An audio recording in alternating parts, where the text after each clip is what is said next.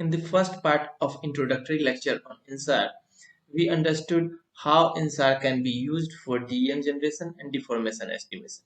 In this part, we will discuss about noise and phase unwrapping and its influences on SAR application. So first I will start with a brief recap of previous lecture, then some major contributors of noise will be discussed, and then we will see what is phase unwrapping, and finally on the basis of whole discussion, some SLC image selection strategies which can improve the efficiency of SAR applications will be discussed. So in previous lecture, we understood two major applications of SAR. The first one DEM generation and second one deformation monitoring. In order to generate DEM, we try to suppress all phase components other than topographic phase components. And for deformation monitoring, we try to suppress phase components other than deformation. Finally, by using these formula, we can estimate height and deformation in the direction of line of sight. The accuracy of application depends on the phase perturbation del phi, and the most important part of this perturbation is phase noise, but we will discuss in. There are many contributors of phase noise, but few major contributors which influence it most is presented here. First contributor of the phase noise is noise due to thermal agitation of the charge carrier in the sensor, called thermal noise. Second one is temporal decorrelation.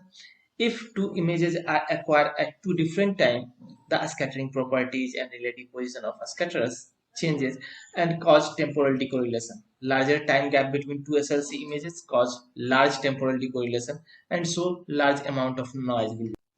Third one is a spatial decorrelation. As temporal decorrelation was due to temporal baseline, I mean time gap between the image acquisition of satellite. Similarly, a spatial decorrelation is due to separation B between satellite position while acquisition of SLC images. Actually, a spatial decorrelation is due to spectral shift between ground reflectivity spectrum and acquired data spectrum. So now two new terms came: ground reflectivity spectrum and data spectrum.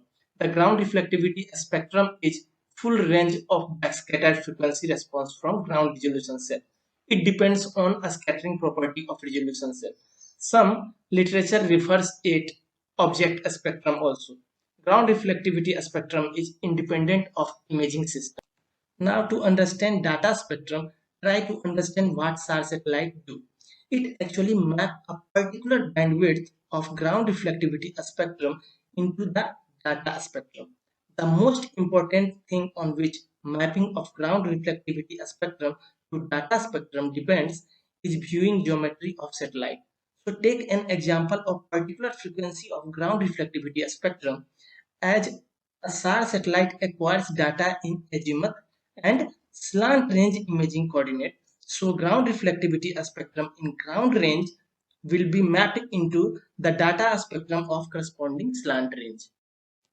As it can be seen clearly that due to mapping, the signal of data spectrum have higher frequency as compared to the original signal of ground reflectivity spectrum.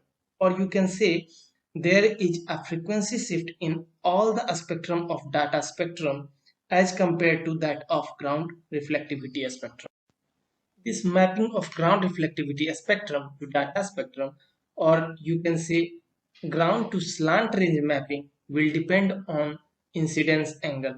As incidence angle change, the ground to slant range mapping function will also change, and therefore there will be different spectral shift for different look angle. Now have a look at the case of SAR. Two SAR satellites view at a resolution cell from two different positions separated by baseline B. Because of this separation, there is change in look angle also. So both the satellite will have different ground to data spectrum mapping, and therefore there will be different spectral shift in the SLC images used for interferogram generation. The amount of a spectral shift is given by this equation. Due to a spectral shift, there is overlapping a spectral part which is used for coherent interferogram generation. However, non-overlapping part can be considered as noise, which needs to be filtered before the interferogram generation.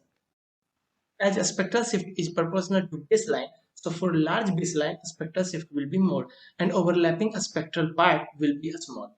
The baseline value for which a spectral shift is so large that the overlapping part becomes zero, that baseline value is called critical baseline. And the interferogram generated by such SLC pair will contain only noise. So, to control a spectral decorrelation, we should avoid SLC pair of very large baseline. In the first part of lecture, while explaining working principle of INSAR, I had left a term unexplained for next lecture, wrapped phase and its unwrapping. First understand what is wrapped phase. If a phase signal phi is an argument of complex number, and if we will try to extract that phase signal by this formula of argument of complex number, that is tan inverse of imaginary by real, we will not get complete phase signal. Instead, we get the phase signal in which complete 2 pi cycle will be missing, and the phase we get is wrapped between the range of minus pi to pi. So, for example, if you have a phase signal phi represented by red curve, which is part of a complex number, when you will use this formula to estimate this phase phi, you will get psi instead represented by black curve. You can see for this portion of curve, one complete phase cycle is missing. One complete cycle means 2 pi. And for this portion, two complete phase cycle is missing. That means 4 pi. And for this portion, 3 complete cycle means 6 pi is missing. Our objective is to get phi, the complete phase, and we get the wrapped phase psi. So now to get complete phase phi from the wrapped phase psi, we have to add correct number of missing complete phase cycles to wrapped phase psi. The process of adding correct number of phase cycle to wrapped phase is called phase unwrapping.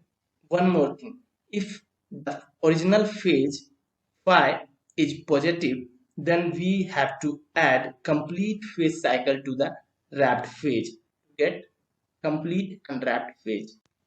But if phi is negative, then we subtract the complete phase cycles. Or you can say this n will be positive for the positive phase and will be negative for negative phase. And unwrapping is a process to estimate n. I means number of complete phase cycle, which is to be added to wrapped phase in order to get complete. Just have a look how this unwrapping problem looks in case of 2D image data. So this is a two-dimensional phase signal. Shape and color represents behavior of signal in 2D. As SAR sensor captures deformation, atmosphere, and topographic phase component as an argument of complex number. So if this signal is argument of complex number, then we will have a two-dimensional complex signal having real and imaginary part. When we will try to extract the phase, we get wrapped phase instead of complete. As you can see the fringes in which phase value varying from minus pi to pi, in which complete phase cycles are missing. The complete phase cycles which is missing in this wrapped phase needs to be added to it in order to get the complete phase signal. Just a recap, for DEM generation, first we choose two SLC images acquired at very small time gap so that deformation, atmospheric and temporal decorrelation phase component will be negligible. After selection of SLC images, we multiply one complex SLC image with the complex conjugate of another one. We get complex interferogram, then flattening is applied to complex interferogram. As you can see, the interferometric phase, what we need is part of argument of the complex interferogram. So when we try to extract the phase by this formula, instead of complete interferometric phase, we get wrapped interferometric phase. So in order to get complete interferometric phase which contains topographic phase component, we have to unwrap it.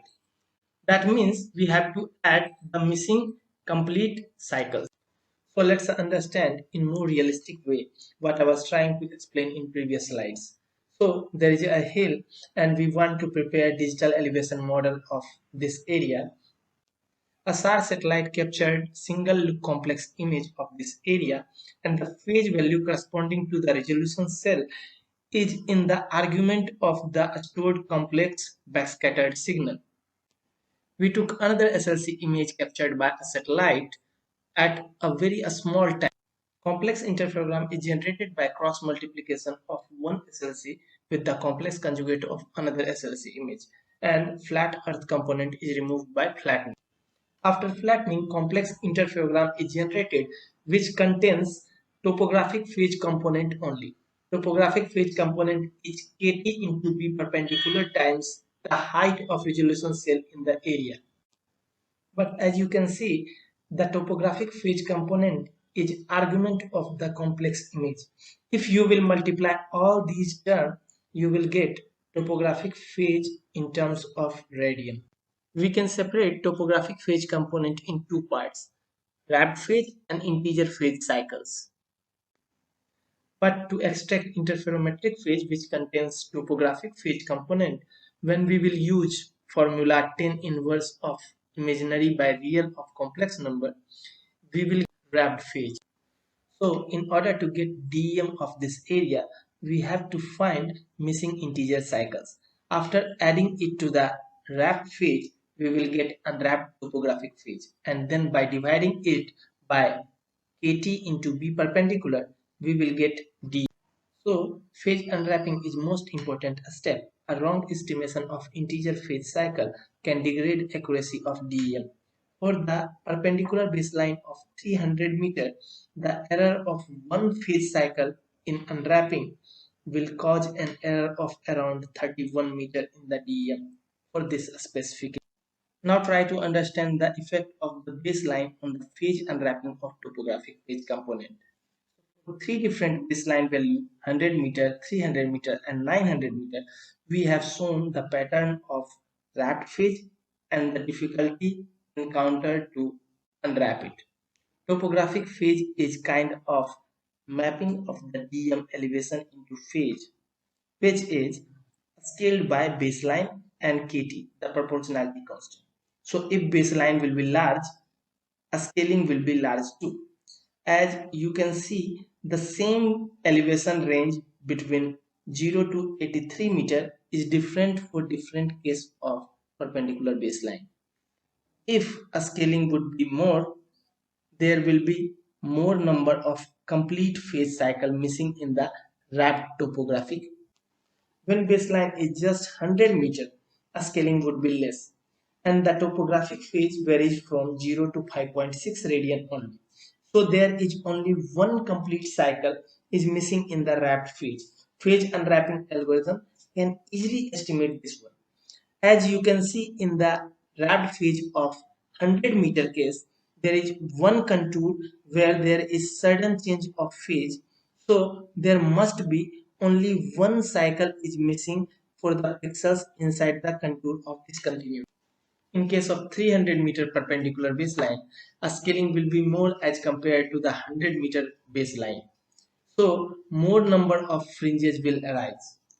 That means more number of complete phase cycle are missing in the unwrapped phase, as contours of discontinuity and the fringes are well separated. So phase unwrapping would be easy. But in case of 900 meter perpendicular baseline, a scaling is very large. And because of that, there are so many fringes arises. You will find many contours of phase discontinuity and some are overlapping too. So it's very difficult to unwrap if baseline is too large. One more thing, once you get a known integer cycle by unwrapping, add it to the wrapped phase, you will get unwrapped topographic phase. By dividing it to the KT into B perpendicular, you will get DEM of the concerned area. If there will be no error, that means zero contribution from atmospheric, deformation and noise phase component, then for any value of baseline, doesn't matter it's a too short or it's a too large, you will get same result, an accurate DM without any error. But it's not a realistic case. There will always be some contribution of atmospheric phase, phase noise, phase unwrapping error, and other phase components, which has been represented by del phi. Now this a small perturbation or phase error in topographic phase will reflect in DEM with large amplification for a smaller baseline. For 100-meter baseline, a 2 pi phase error will cause an error of 93 meter. However, for 300 meter, same would be only 31 meter. And for 900 meter, it will become 10.3 meter. This shows for a smaller baseline, sensitivity to phase error is very high. As for large baseline, accuracy of phase unwrapping will be poor and geometric decorrelation will be high. For low baseline, sensitivity to the phase noise is very high. So it's advisable to take SLC image of medium baseline, not too large, not too small. Now let's summarize image selection criteria for DM generation. First, temporal baseline, I mean the temporal gap between images should be as small as possible to reduce temporal decorrelation, atmospheric, and deformation phase component. Okay. And second, a spatial baseline should not be too large and should not be too small. In case of differential INSAR of deformation monitoring, the temporal baseline depends on the application and the type of deformation phenomena. However, a spatial baseline should be as small as possible so that contribution of topographic phase component can be reduced. This two lecture is just an introduction to SAR interferometry. There are many issues what I have left untouched, like co-registration of SAR images, spectral shift filtering, estimation of perpendicular baseline, phase unwrapping, algorithms, atmospheric effects, and many more. Maybe in environmental geodesy course of Balaji sir, if me or Asutosh will get chance, we will discuss it in more detail.